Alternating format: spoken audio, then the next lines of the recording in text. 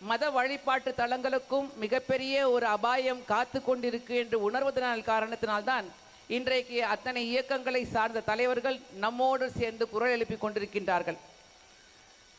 இந்திய அளவில் அனைத்து முஸ்லிம்களுடைய அம்ப்ரெலா ஆர்கனைசேஷன், ஏபெக்ஸ் ஆர்கனைசேஷன் சொல்லக்கூடிய விதத்தில் இயங்கி கொண்டிருக்கக்கூடிய கடந்த 50 ஆண்டுகளாக தொடர்ந்து இந்திய நாட்டில் வாழக்கூடிய முஸ்லிம்கள் மற்றும் சிறுபான்மையினர்களுக்காக என்று பாதுகாப்பு அரணாக இருக்கக்கூடிய அனைத்து இந்திய முஸ்லிம் தனியார் சட்ட வாரியம், All India Muslim Personal Law Board, இதனுடைய மிகப்பெரிய அபாயத்தை உணர்ந்து என்றைக்கு இது அறிமுகப்படுத்தப்பட்டதோ அன்றைய நாளிலிருந்து இந்தியாவில் இருக்கக்கூடிய அத்தனை மக்கள் மத்தியிலே விழிப்புணர்வை ஏற்படுத்துவது, பாராளுமன்ற சட்டமன்ற உறுப்பினர்களும் சென்று நேரடியாக இதனுடைய மிகப்பெரிய அபாயத்தை விளைவை பற்றி எடுத்து சொல்வது என்று நமக்கு வழிகாட்டி கொண்டு வருகின்றார்கள். அதனுடைய தொடர்பாக இன்றைக்கு புல்டோஸ் சட்டமாக்கப்பட்டிருக்கக்கூடிய வக்ஃப் அமெண்ட்மெண்ட் ஆக்ட், உம்மீத் ஆக்டை எதிர்த்து ஜனநாயக நாட்டில் மக்கள் மத்தியிலே இதை எடுத்து வைப்பதோடு மட்டுமல்லாமல் மக்கள் போராட்டமாக நடக்க வேண்டும் என்று பொதுக்கூட்டங்கள், ஆர்ப்பாட்டங்கள், வெட்டமேஜை மாநாடுகள் என்று அகில இந்தியாவில் அத்தனை மாநிலங்களிலும் அனைத்து இந்திய முஸ்லிம் தனியார் சட்ட வாரியம் நடத்தி கொண்டு வருகின்றது.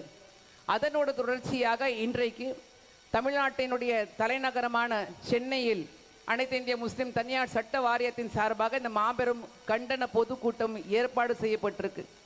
அதனுடைய அங்கமாக இன்றைக்கு அனைத்து இந்திய முஸ்லிம் தனியார் சட்ட வாரியத்துடைய உறுப்பினர்களாக நாம் எல்லாம் இங்கே கலந்து கொண்டிருக்கக்கூடிய அதே நேரத்தில் உறுப்பினர்களாக இதனுடைய அமைப்பின் அங்கமாக இருக்கக்கூடிய அரசியல் அமைப்புகள், ஜமாத்துகள், பல்வேறு அரசியல் சாரா அமைப்புகள் என்று எல்லோரும் ஒருங்கிணைந்த இந்த கண்டன பொதுக்கூட்டத்தில் கலந்து கொண்டிருக்கின்றோம்.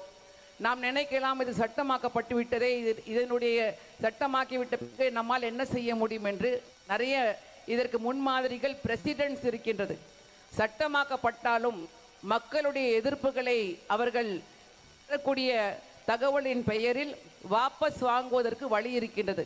அதனால்தான் பாராளுமன்றம் கூட்டப்படுவதற்கு முன்னால் ஜூன் மற்றும் ஜூலை மாதங்களில் அனைத்து இந்தியாவில் பல்வேறு மாநிலங்களில் தொடர் போராட்டங்களை நடத்துவது என திட்டமிட்டு ஒன்றிய அரசாங்கத்துக்கு நம்முடைய எதிர்ப்பை பதிவு செய்யக்கூடிய விதத்தில் ஆர்ப்பாட்டங்கள், போராட்டங்கள் நடத்தி கொண்டு வருகின்றோம். இது வெறும் இங்கே உட்கார்ந்து கலைந்து விட்டு செல்லக்கூடிய கூட்டம் மட்டுமல்ல.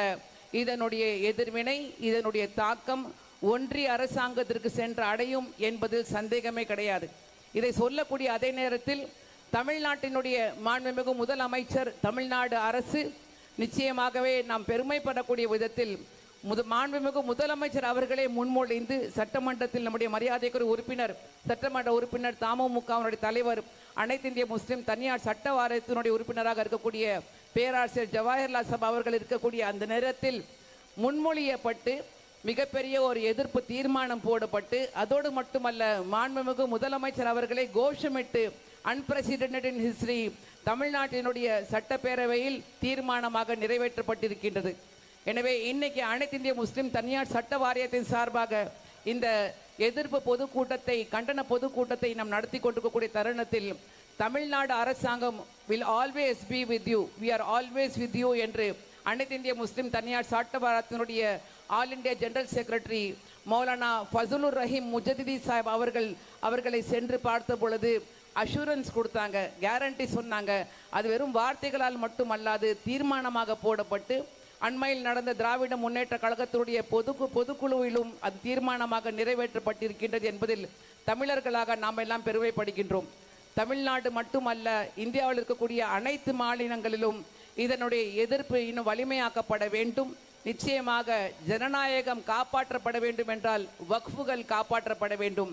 அதனால்தான் சேவ் வக்ஃப், சேவ் கான்ஸ்டியூஷன் என்ற முழக்கத்தோடு நாம் எல்லாம் இங்கே ஒன்று கூடியிருக்கின்றோம். இறைவன் நிச்சயமாக நம்முடைய நடவடிக்கைகளை பார்த்து கொண்டிருக்கின்றான். நம்முடைய இந்த போராட்டங்கள் வெற்றி அடையும் என்பதில் சந்தேகமே இல்லை. இந்த போராட்டம் தொடர்ந்து நடக்கும்.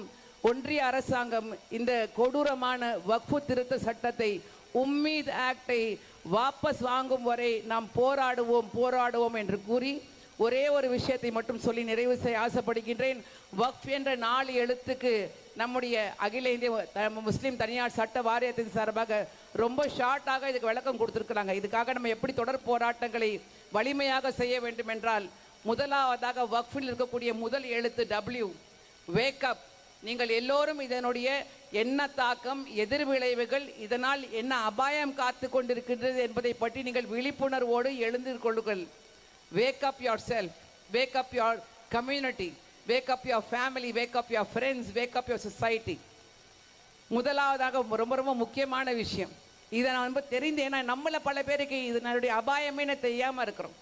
இதனுடைய அபாயம் என்ன என்று நாம் தெரிந்து கொண்டால்தான் நம்ம அதனுடைய அதை எதிர்த்து நம்முடைய நடவடிக்கைகளை இன்னும் மேன்மைப்படுத்தி, இன்னும் அதிகப்படுத்தி, வலிமைப்படுத்துவதற்கு வசதியாக இருக்கும் என்பதை நாம் தெரிந்து கொள்ள வேண்டும்.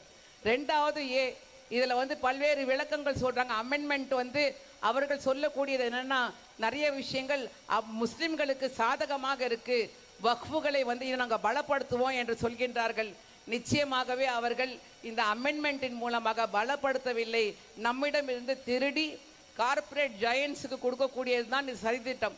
வக்ஃபு என்பது முஸ்லிம்களுடைய சொத்து, இது நமக்கு சொந்தமான, நம்முடைய முன்னோர்கள் நம்முடைய மேன்மைக்காக வழங்கி இருப்பது.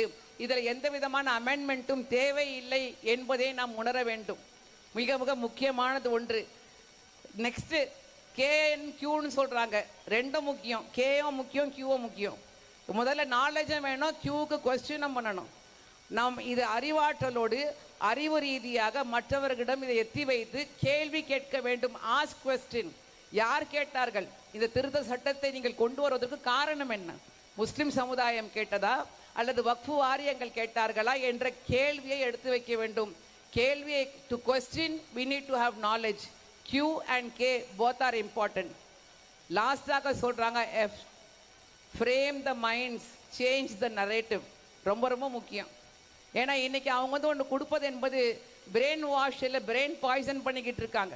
பெரும்பான்மை சமுதாயத்திற்கு இன்னும் இதை பற்றி தெரியவில்லை. அந்த நரேட்டிவை மாற்ற வேண்டும். Frame the narrative, change the narrative, convey the right message. ஆக இந்த செய்தியோடு இங்கே இந்த பொதுக்கூட்டத்தில் கலந்து கொண்டிருக்கூடிய ஒவ்வொரு ஆண்களும் பெண்களும் இந்த செய்தியை இங்கோடு மட்டும் விட்டுவிட்டு சென்று விடாமல் உங்களுடைய வீடுகளுக்கும், உங்களுடைய மஹல்லாக்களுக்கும், உங்களுடைய ஜமாத்துகளுக்கும், உங்களுடைய சொசைட்டிக்கு, உங்களுடைய சொந்தக்காரர்கள், உங்களுடைய நண்பர்களுக்கு எடுத்து சென்று தொடர் போராட்டமாக நடத்தி நிச்சயமாக ஒன்றிய அரசாங்கம் வக்ஃபு திருத்த சட்டம் உம்மீத் ஆக்டை ரிப்பீல் செய்து அதை வாபஸ் வாங்கும் வரை போராடுவோம் என்று கூறி அனைவரையும் வருக வருக என்று வரவேற்று என்னுடைய வரவேற்புரையை நிறைவு செய்கின்றேன். மிக்க நன்றி.